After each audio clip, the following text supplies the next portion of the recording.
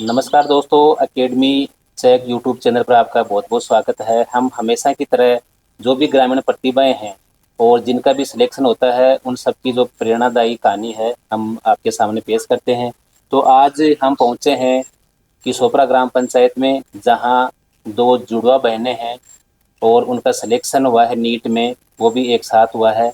ये भी एक कुदरत का करिश्मा, देखो जन्म भी एक साथ और सिलेक्शन भी एक साथ।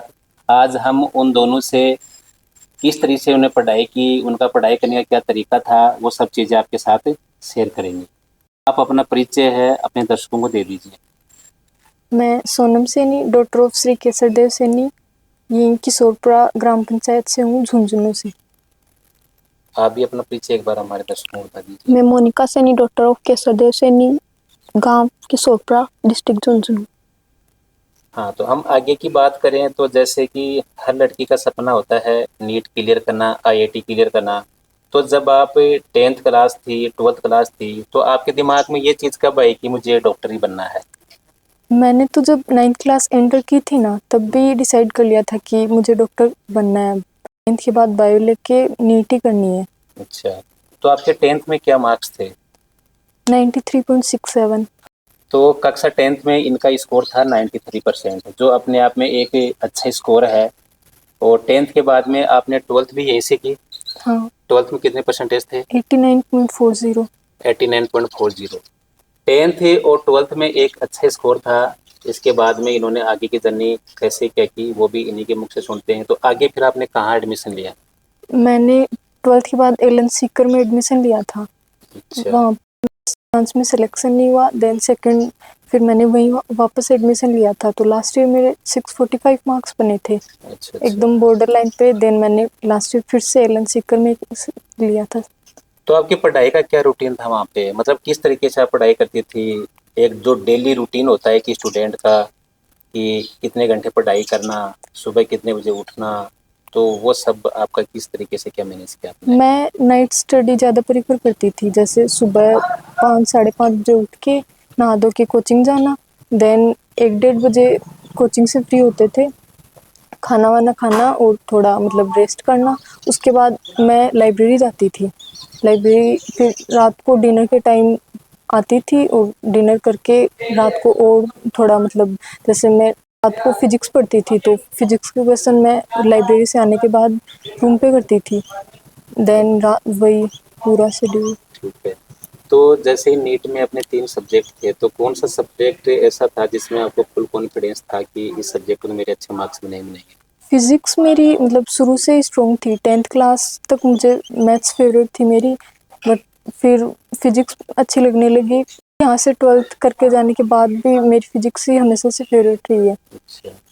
और जैसे हम बात करें कि एग्ज़ाम के दौरान हर स्टूडेंट को एक स्ट्रेस होता है, उनको लगता है कि सिलेक्शन होगा या नहीं होगा। तो उस समय जो एक स्ट्रेस होता है उसको आपने कैसे हैंडल किया? स्ट्रेस तो मतलब टीचर्स मोटिवेट करते रहते थे कि आपको अपने मतलब 100% एफर्ट्स डालने, उसके बाद जो होगा वो देखा जाएगा।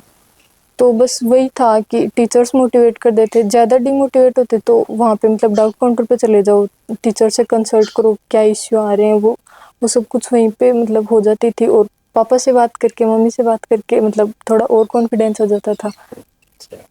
और भी जैसे तैयारी के दौरान कुछ इश्यूज ऐसे हों जिसको आपने फेस किया हो, किसी भी तरह का इश्यू हो? मुझे तो हेल्थ इश्यूज होते थे, मतलब बहुत लंबे टाइम तक बीमार चल रही हूँ। वहाँ से घर भी आ जाना पड़ता था हॉस्टल से कई बार, कि ज़्यादा ही बीमार हो गई। तो फिर लास्ट ईयर नीट से पहले भी बीमार हो गई थी मैं। तो वही मतलब हेल्थ इश्यूज का ही था ज़्यादा तो। अच्छा। और जैसे हम बात करें कि आपने 2 बार पहले तैयारी की, तीसरी बार आपका सिलेक्शन हुआ है, तो कहीं न कहीं आपको कभी ऐसा माइंड में डिस्ट्रैक्शन हुआ हो कि नहीं अब नहीं होगा, मुझे ये सब चीज़ें छोड़ देनी चाहिए, ऐसे भी कभी मन में हुआ आपको? नहीं, स्टडी टाइम पे तो इतना नहीं होता था, क्योंकि उस टाइम मतलब इतना सोचने के लिए होता ही नहीं था, बिजी रहते थे पूरे दिन। लास्ट ईयर जब रिजल्ट आया था ना, 645 मार्क्स पे जब रिजल्ट आया था, देन पता चला कि नहीं होगा सिलेक्शन। तब लगा कि मतलब कुछ काम नहीं आया, जो मेहनत की वो सब कुछ बर्बाद हो गई पूरा एकदम। फिर मतलब दीदी ने, पापा ने, मम्मी ने, सब ने बोला कि नहीं, एक पुश और दे, इतना अच्छा किया है, अब एम्स ही लेना। तो अच्छा गोल बना के फिर वापस स्टार्ट किया। तो तो अभी नीट में आपकी कौन सी रैंक है? 1560, 1560 अच्छा। जो ऑल इंडिया जनरल रैंक है, और 500 ओबीसी कैटेगरी रैंक। तो आपकी कौन सी रैंक है?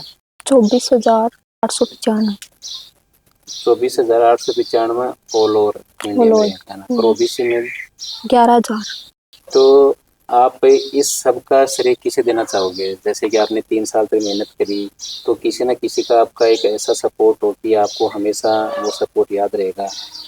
तो नहीं, सपोर्ट तो सभी का रहा है। जैसे मैं यहाँ से स्कूल किया मैंने, तो टीचर्स ने इतने अच्छे से बेसिक्स क्लियर किए हैं, तो शुरू से ही एक तो मैथ्स स्ट्रॉन्ग रहने का फ़ायदा मिला कि जैसे फिजिक्स मेरी अच्छी रही लास्ट टाइम तक। और मतलब कोचिंग के टीचर्स, फैमिली स्पेशली, और दी मेरी बड़ी दी जो मतलब खुद इसी फील्ड से हैं, उन्होंने भी काफ़ी गाइड किया है। हाँ, और एक आपकी बड़ी सिस्टर भी डॉक्टर है, हाँ, क्या नाम है उनका? चेतना सेनी। हाँ, ये 4 बहनें हैं जिनमें 3 बहनें डॉक्टर हैं। तो जैसे कि इनकी नीट की जर्नी की हम बात कर रहे थे, तो अब लास्ट का हम यही चर्चा करेंगे कि जिस दिन आपका रिजल्ट आया, मतलब उस दिन आपका कैसा रिएक्शन था? क्योंकि एक दिन पहले पता लग गया था कि कब रिजल्ट आएगा, तो उस दिन का क्या रिएक्शन था जब आपने रिजल्ट देखा? एक तो रिजल्ट देखने से पहले का क्या मूवमेंट था, और रिजल्ट आने के बाद, सिलेक्शन आने के बाद क्या मूवमेंट था? नहीं, रिजल्ट तो मतलब निकल नहीं रहा था काफ़ी टाइम तक, तो एनजाइटी लेवल तो टॉप पे था। बट रिजल्ट के बाद थोड़ा मतलब माहौल ऐसे फ्री हुआ, अच्छा भी लगा। ऐसे एक्सपेक्ट नहीं की थी, क्योंकि मतलब लास्ट ईयर जो रैंक आई थी वो तो बहुत अलग थी इस बार वाले से। तो डर था कि लास्ट ईयर जो रैंक आई थी वैसे रैंक डिस्ट्रीब्यूट हो गई तो फिर मतलब सिलेक्शन से ही बाहर है। बट टीचर्स से बात हुई थी नीट एग्ज़ाम के बाद, मार्क्स जोड़ने के बाद, तो सब बोल रहे थे कि मतलब अच्छी कॉलेज मिल जाएगी, अच्छी रैंक आ जाएगी, इस रेंज में आ जाएगी। तो थोड़ा मतलब वो भी था। बट ऐसे अच्छी रैंक आई तो मतलब सेलिब्रेशन तो हो ही रहा था। और जैसे आपकी तरह और भी काफ़ी ग्रामीण प्रतिभाएं हैं जो कि किसान, गरीब, अनपढ़, मजदूर के बच्चे भी पढ़ रहे हैं। आपकी जैसे और भी कई छात्राएं हैं जो पढ़ रही हैं, तो आप उन छात्राओं को मतलब क्या मैसेज देना चाहोगे? मैं तो ये बोलूँगी मतलब कंसिस्टेंसी रखो, कि मतलब जैसे कल ही पेपर है अपना, उस लेवल की पढ़ाई करो पहले वाले दिन, कि नहीं कल पेपर दे के आना है, आज इतना पढ़ना है तो पढ़ना है, टारगेट बना के पढ़ो और कंसिस्टेंसी रखो। फर्स्ट डे से कर रहे हो ना, उसी दिन से टॉप लेवल की पढ़ाई करो। और मतलब खुद को कॉन्फिडेंस करते रहो कि हो पाएगा, नहीं ऐसा नहीं है। कई बार होता है कि नहीं हो पाएगा, सोशल प्रेशर, फैमिली भी कई बार किसी किसी की होती है कि प्रेशर डाल रही है कि टाइम बर्बाद कर रही है तू। तो वो सब एक बार के लिए अलग रख के अपने 100% एफर्ट्स डालो, उसके बाद जो होगा वो देखा जाएगा। तो आज हम आपके सामने एक ऐसी कहानी प्रस्तुत की है जिसमें 2 बहनें हैं और दोनों का सिलेक्शन हुआ है। और मैं आपको बता दूं कि ये जो प्रेरणादायी कहानी है, ये है ग्राम पंचायत किशोरपुरा में सरस्वती सीनियर सेकेंडरी स्कूल, जिनके संचालक हैं श्रीमान केसर देव जी। उनकी 4 बेटियां हैं जिनमें 3 बेटियों का नीट में सिलेक्शन हो चुका है। और ये स्कूल इसी साल नहीं, कम से कम आप बात करें नीट की, तो पिछले कई सालों में 30 से 35 सिलेक्शन अभी तक दे चुकी है। और हर साल 4 या 5 सिलेक्शन हैं वो इस स्कूल से जाते हैं। और गवर्नमेंट एग्ज़ाम की बात करें, तो टीचर की बात करें, तो यहाँ से काफ़ी टीचर हैं जो गवर्नमेंट भर्ती में सिलेक्ट हुए हैं।